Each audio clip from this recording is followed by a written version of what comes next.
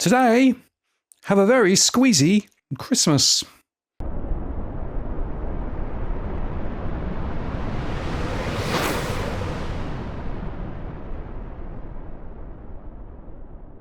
Hi again, it's Martin North from Digital Finance Analytics World Notice Post covering finance and property news.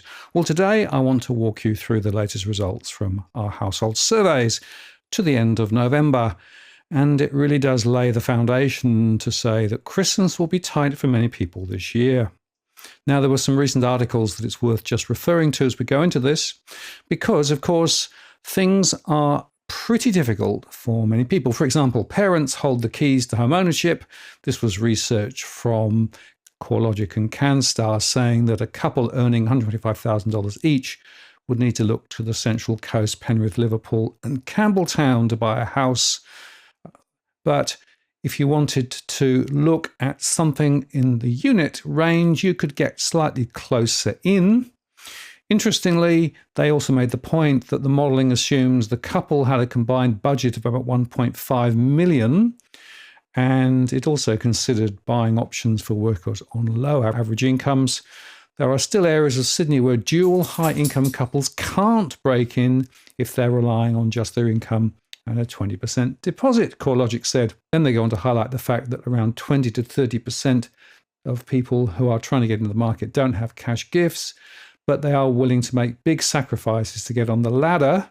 For example, they may purchase a one-bedroom unit with a view to moving on in 3 to 5 years' time.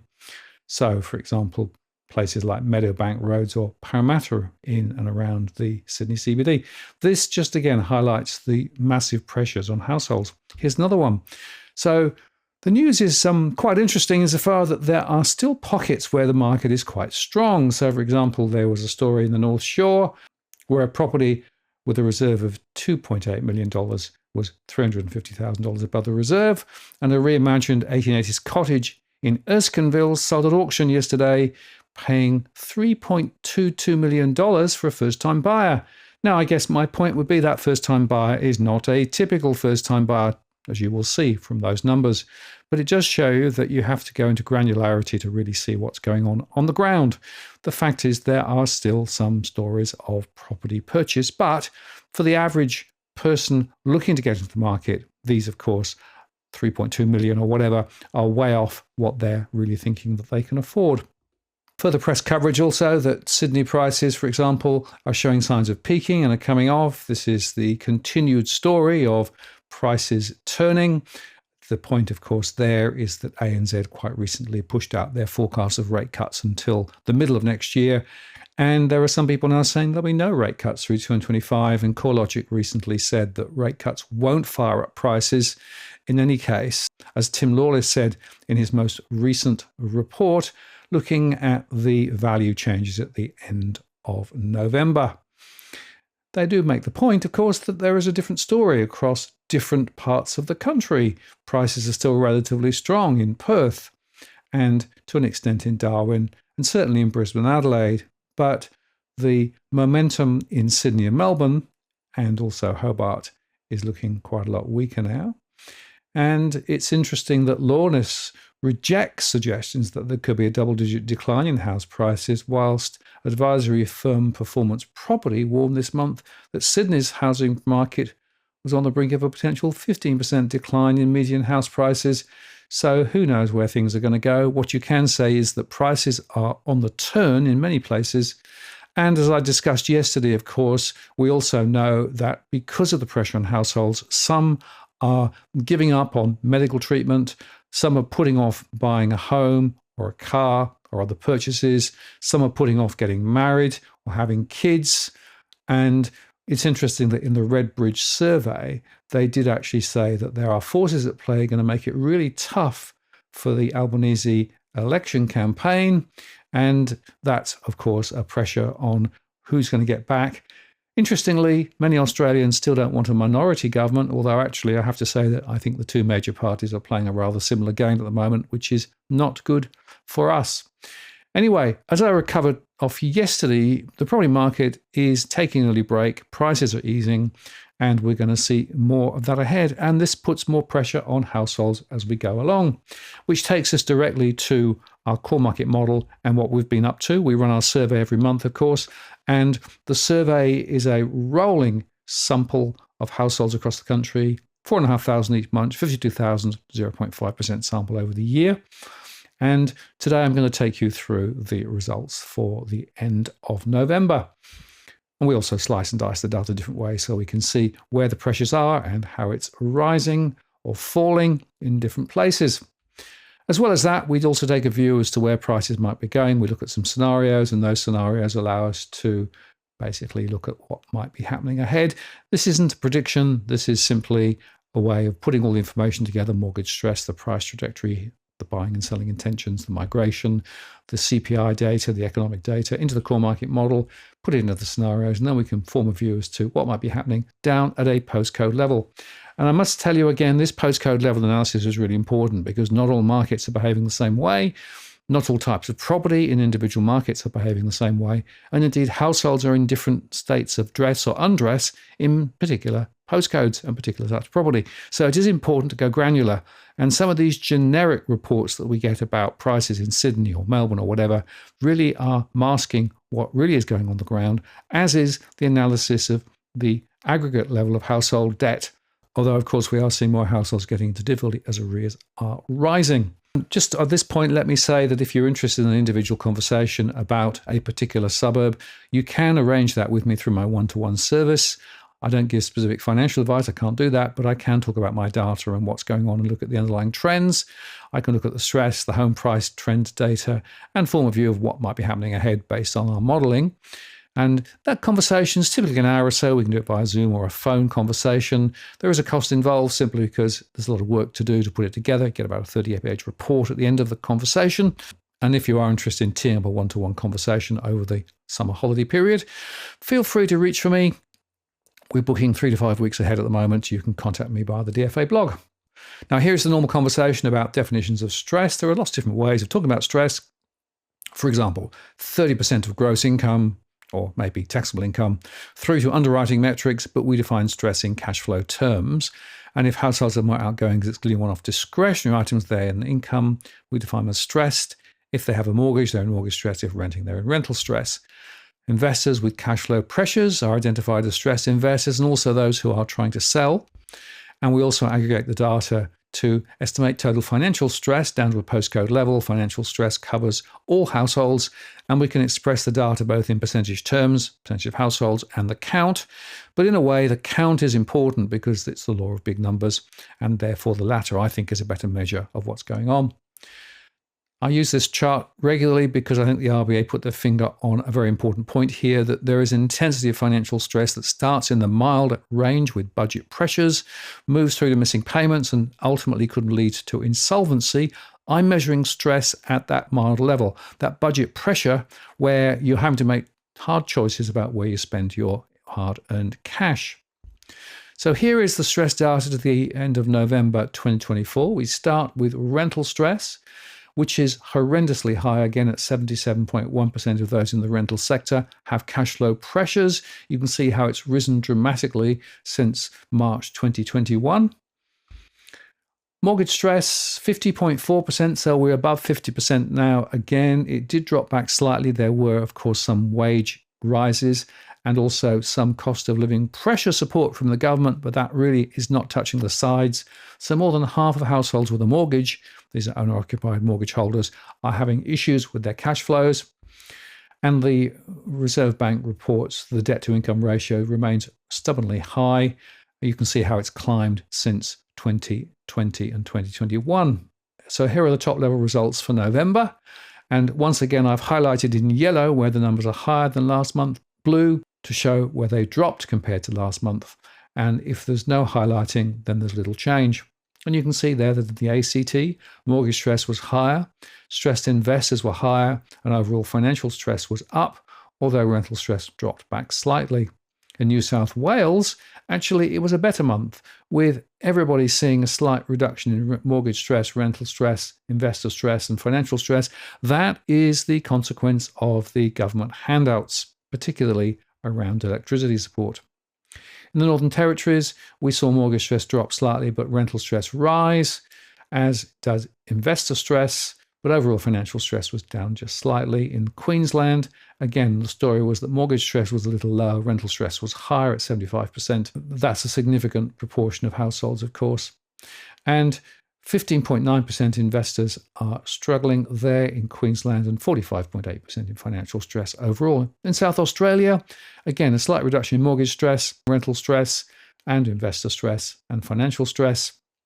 In Tasmania, unfortunately, it was up across the board with 62.6% of people in mortgage stress, 78.6% of households in rental stress, 19% in investor stress, and 49% in financial stress overall. Victoria saw a rise in mortgage stress at 53.6%. Rental stress was up to 77.3%. Investor stress was the same as last month, and overall financial stress was higher at 47.6%. And Western Australia saw a rise in mortgage stress at 53.3%. Rental stress was slightly down. Investor stress went sideways, but financial stress rose to 47.1%. So, at the aggregate level, mortgage stress was 50.4%. That was 1.86 million households out of the 9.9 million that exist at the moment. And rental stress at 77.1% was higher, 2.38 million households in rental stress. Investor stress was down a little bit at 16.5%. That was 494,000 investors who are struggling, some of those looking to sell their property. And financial stress was up at 47.7%, which was 4.74 million households out of those 9.93 million that we spoke about. If we look at it then via our segments, the different cohorts show somewhat different trends. For example, young growing families remain the most stressed. There were a lot of first-time buyers, of course, in that group.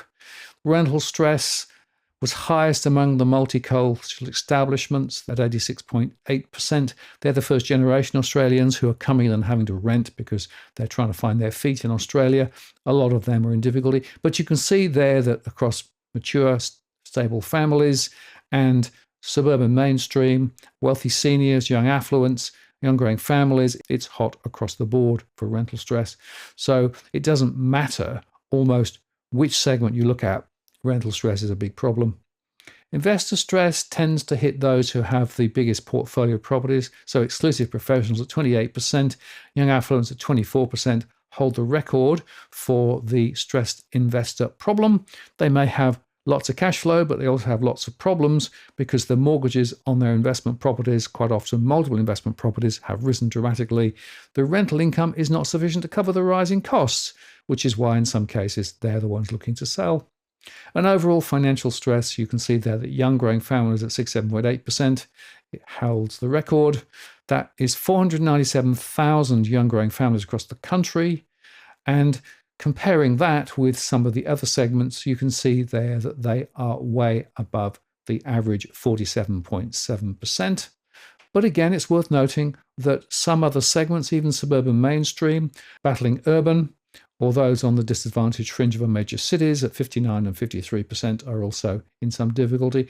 And the multicultural establishment, the first generation Australians, are not immune at 54.4%.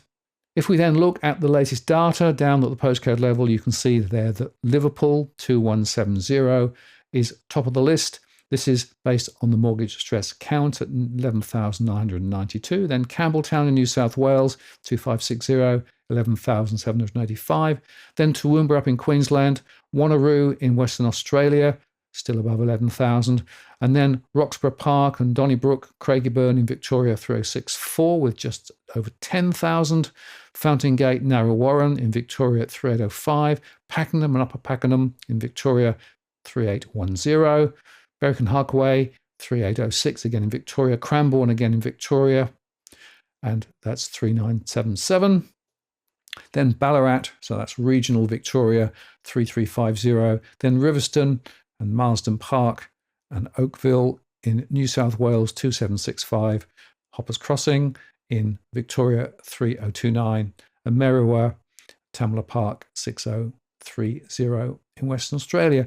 The common theme, of course, among many of these postcodes are a lot of new property being built, a lot of home and land packages, a lot of relatively new mortgage holders, and frankly, they're still paying through the nose for property that is poorly built and over-financed. If we then look at risk of default, so this is looking at owner-occupied mortgages, you can see there that the highest risk of default is in Cranbourne, 3977, maybe no surprise there. Mandurah and Meadow Springs, 6210. Then Hoppers Crossing, 3029. Then Armadale, 6112 in Roxburgh Park, 3064. Success in Western Australia, 6164. Point Cook and Dermot 3030, Wanneroo 6065, Toowoomba 4350, Bundaberg 4670, Pacific Pines 4211, then Gosford 2250 on the Central Coast, and Wyong 2259 on the Central Coast. Now, interestingly, the default rates are varying. You can see there that at the top of the list they're more than 6%, but that's a WA special. That's because over in WA we have long-term pressures still building, despite recent price moves up, whereas some of the percentages are lower across other postcodes in other states, but are still looking slightly pressurized. Overall, the default rates are not that high at the moment, but they are building. The banks are continuing, of course, to provide some support for some people, but as that runs out of runway, I do expect default rates to continue to rise. No rate cuts, probably for the next few months, and that's going to put more people under pressure. The rental stress, Toowoomba now has overtaken Melbourne at the top of the list with more than 15,100 households in the postcode 4350 under difficulty. Now, of course, Toowoomba covers a massive area. You can see there all the suburbs that are listed, but nevertheless, 48,000 households across the postcode, 15,000 in rental stress. That's 83.8% of those in the rental sector in that particular postcode. Victorian postcode 3000 still there, is right at the top as well with more than 15,000 there. Then we go to Liverpool 2170, Southport up in Queensland 4215, Hoppers Crossing 3029 in Victoria, Zetland and Waterloo in New South Wales, then Westmead and Wentworthville in New South Wales postcode 2145, Point Cook and Derrimont in Victoria 3030, Campbelltown 2560, then Bundaberg up in Queensland 4670, still more than 9,600 households in rental stress, then Coomera in Queensland 4209, Yatala 4207 up in Queensland, and then Ipswich 4305. And I'd highlight the fact that those Queensland postcodes are now really coming up the list in terms of rental stress. The story for rental stress across Queensland is deteriorating quite rapidly. If I look at stressed investors, these are people trying to sell their investment property or indeed having cash flow pressures. Cranbourne, postcode 3977 up in Victoria, holds the record there with more than 3,000 people in the stressed investor category. Then we go to Tasmanian, postcode 3710, which of course is around Sprayton and Wilmot and Devonport and places like that, more than 3,000. Then we go to Beaumont Hills, 2155, and Rouse Hill and Kellyville. And then we go to Toowoomba, 4350, Southport up in Queensland, 4215, Hornsby, 2077, Ferntree Gully in Victoria, 3156, Meadow Springs, and Western Australia, that of course includes Mandurah, 6210, Westmead, and Wentworthville in New South Wales 2145, and then Paradise Point and places around there, including South Stradbroke on 4216. Then we go to Randwick and Clovelly 2031, then to Bundaberg 4670, then Coomera in Queensland 4209, and finally on our top list, Launceston 7250 and areas around there. We are seeing problems in Tasmania continuing to deteriorate. So overall, looking at the aggregate financial stress across all households, Toowoomba holds the prize this month at 29,229 households. postcode 4350. Then we go to Liverpool, 2170. Then we go to Campbelltown, 2560. Cranbourne, 3977. Hoppers Crossing, 3029. Roxburgh Park, 3064. Drummond Point Cook, 3030. Ipswich, 4305. Melbourne, 3000. Mount Druitt, 2770. Ballarat, 3350. Southport, 4215.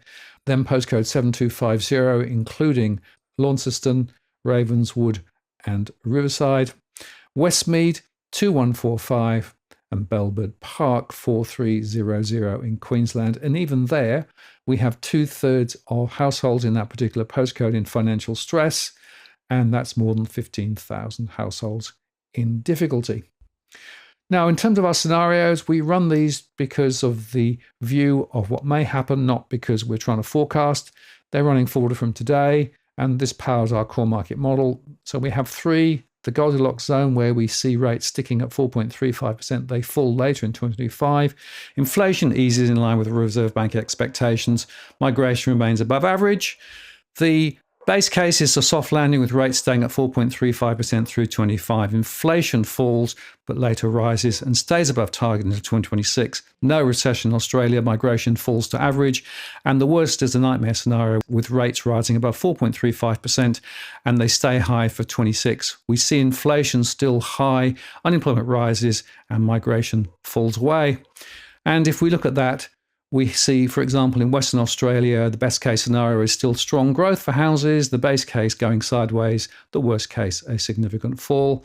Comparing, of course, units, we find similar things going on, whereas in Victoria, at the other end of the spectrum, we see flat in the best case scenario, falls of maybe 18% in the base case, and the worst case, a more significant fall. So this is in line with what we're seeing through some of the other forecasters who are suggesting that prices are probably going to ease. The base case is probably the most likely in my view, but who knows? It depends a little bit on what happens with government policy and, of course, what happens internationally with things like Trump. So there you go. That's the latest information. I hope you found it useful. If you would like information about a particular postcode, drop it in the comments below and I will make another show later where I go into the postcode level information, because there is a lot of granularity which is quite important to understand what's going on. Not all postcodes are behaving in the same way, and frankly the story I think ahead will be quite different, for example in Perth relative to Sydney or Melbourne. But overall the summary is that we have more households getting into difficulty, the pressures are building, rates are not going to come back anytime soon, and that's going to put a lot more pressure on a lot of people. Now, let me just say that if you are in financial pressure, you need to get help from the right people. And I always refer people to the free National Debt Helpline service, 1-800-007-007.